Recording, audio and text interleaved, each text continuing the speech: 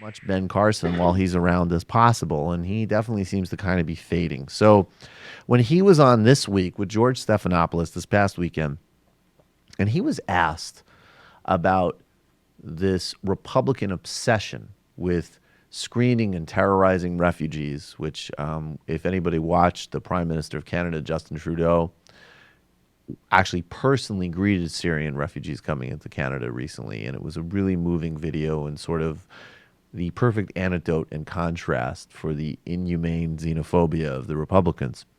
But they're all on board with this. And George Stephanopoulos wants to ask Ben Carson the specifics. Again, even if you accept this premise that we're going to close America's doors, we're not going to help refugees, the policy still doesn't make sense. Like, how are we going to figure out who's a Muslim and who's not a Muslim? Like, what are the enhanced techniques and border screening processes that we're going to need to do in order to weed them out? So Stephanopoulos wants to know from Ben Carson what Ben Carson has in mind about this process and what Ben Carson has in mind about what Donald Trump's proposed. And Ben Carson, amazingly, kind of almost loses it. Let's listen to this. But your campaign has had some inconsistent statements on this broader issue. On Monday, put out a statement saying everyone visiting our country should register and be monitored during their stay. Then on Tuesday, you told Jake Tapper at CNN that idea is ridiculous. Do you understand how that kind of a flip in just 24 hours give voters pause? Well, it's not a flip, because you have to listen to what I said when I talked about monitoring. What I said is when I go into another country, they want to know where I'm going, what address I'm going to be staying at, how long I'm supposed to be there. That's what I'm talking about when I'm talking about monitoring. I'm not talking about following them around with the FBI. You just want them to lay out their itinerary. Yeah, I mean, we should be able to find them. We should know what they're doing here. But won't a terrorist just lie? Well, again, we're going to have to be a little smarter. I mean, you've probably seen some of the questions that they ask in the screening.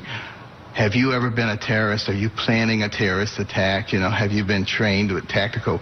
Give me a break. I mean, you know, we have to. Why don't we go to the Israelis and ask them how they do it? Why do we have to reinvent the wheel? Why don't we go to Israel and reinvent the wheel, and then we could get rid of the Bill of Rights, and then we could monitor people based off of their ethnic heritage. That would make a lot more sense. So on one hand, you go to Israel, and they have this thing called the Knesset, which is very complicated. They have many parties, and it makes no sense, and they should just have two like us. I went there, and I told them that. On the other hand, we have this thing called the Bill of Rights, which interferes with our ability to racially profile people at airports. And if we could just get rid of them, then we would have the opportunity to screen people from the country more effectively. So you might say, are you a terrorist? And then while they're answering, you could just be like, psych, it doesn't matter what the answer is. And then you are carrying a Syrian man blindfolded as he gets dragged off into a secret prison where he'll spend the rest of his life. So that's the policy that I would advocate. I like how he almost lost it there. Yeah, that was the first time I've seen a genuine moment of panic. We're gonna need to be a little smarter.